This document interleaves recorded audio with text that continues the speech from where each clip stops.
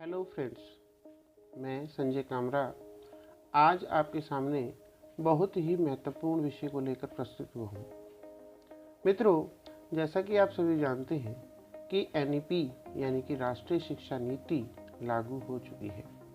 उसके अंतर्गत निपुण और फाउंडेशन लिटरेसी एंड न्यूमरेसी विषय आते हैं। मित्रों, एनईपी क्या है, एफएलएन क्या है, निपुण क्या है, आज हम इन्हीं विषयों पर चर्चा करने वाले हैं। एफएलएन कहाँ तक जाएगा, कहाँ तक के ईयर को इसमें टारगेट किया गया है, किन किन कक्षाओं को लिया जाएगा, असेसमेंट कैसे होगी, इन सभी की चर्चा आज हम इस वीडियो में करेंगे।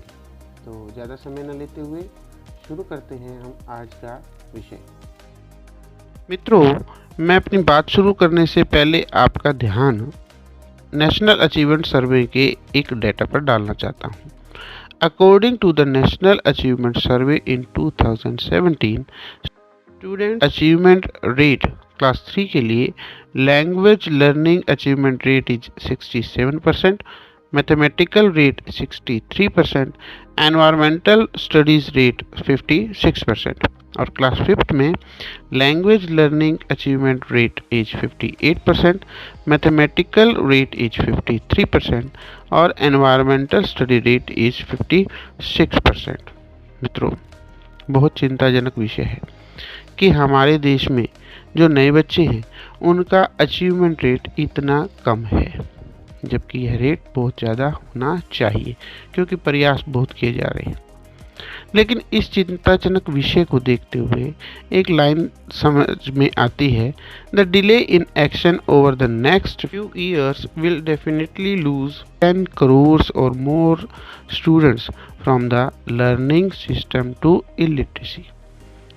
10 करोड़ बच्चे इलिटरेसी में चले जाएंगे, अंधकार में रास्ते पर पहुंच जाएंगे। इन्हीं चीज़ों को देखते हुए भारत सरकार ने नई शिक्षा नीति बनाने का निश्चय किया। के कस्तूरीरंगन जी की अध्यक्षता में हमारे सामने एनईपी 2020 यानी कि राष्ट्रीय शिक्षा नीति 2020 हमारे सामने आ चुकी है और जिसको लागू भी हमारे देश में कर दिया गया है।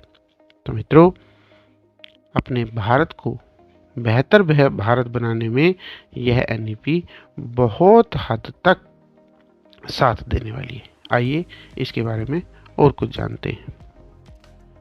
एनईपी 2020 के अंतर्गत ही आता है निपुण इंडिया।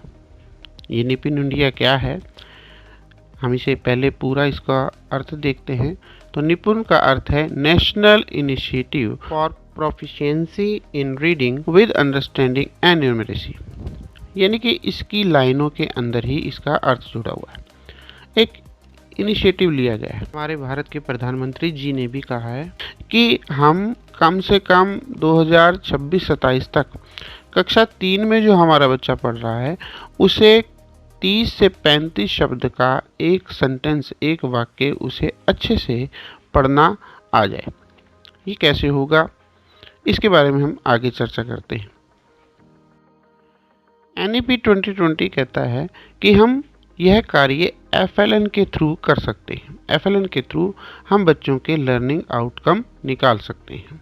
और एनईपी कहता है कि इससे बच्चा क्या हो जाएगा, able to read with meaning, अर्थ के साथ शब्द को, अर्थ के साथ अपने वाक्य को पढ़ सकेगा, clear sense of number, writing, learn basic life skills, यानी कि आधारभूत कौशल भी वह सीख जाएगा।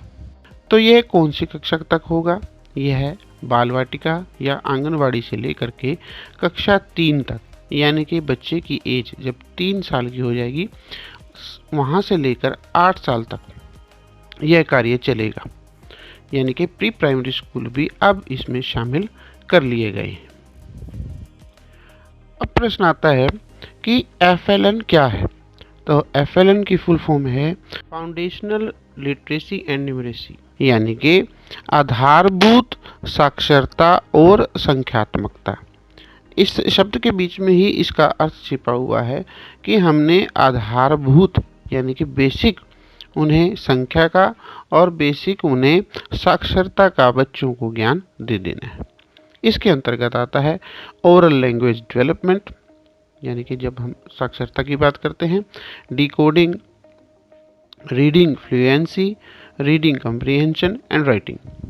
बच्चों को बात सही से समझ में आ जाए वह कब आएगी? जब बच्चा अच्छे से किसी चीज़ को पढ़ पाएगा।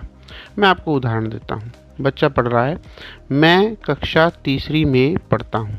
अब अंतर देखिए, मैं कै क्षय आ कक्षा तय ई सै रै ई तीसरी में पै ढै तय आ पढ़ता हूँ। देखिए दोनों ही वाक्य बोलते समय कितना अंतर आ जाता है। यानी कि जो बच्चा फ्लुएंसी के साथ बोल रहा है उसे सही से बात समझ में आएगी, और जो बच्चा अटक अटक के बोल रहा है उसे कहीं ना कहीं पढ़ने में दिक्कत आएगी। यानी कि यदि चैलेंज ऑफ रीडिंग है तो चैलेंज ऑफ अंडरस्टैंडिंग भी आ जाएगा।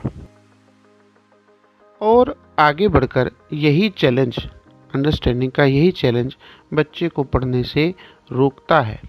बच्चा बड़ी कक्षाओं तक पहुंचने में असमर्थ हो जाता है, क्योंकि उसे पहले आधारभूत चीज़ों का, आधारभूत लैंग्वेज का ही पता नहीं होता है। अब यह क्यों किया जाए?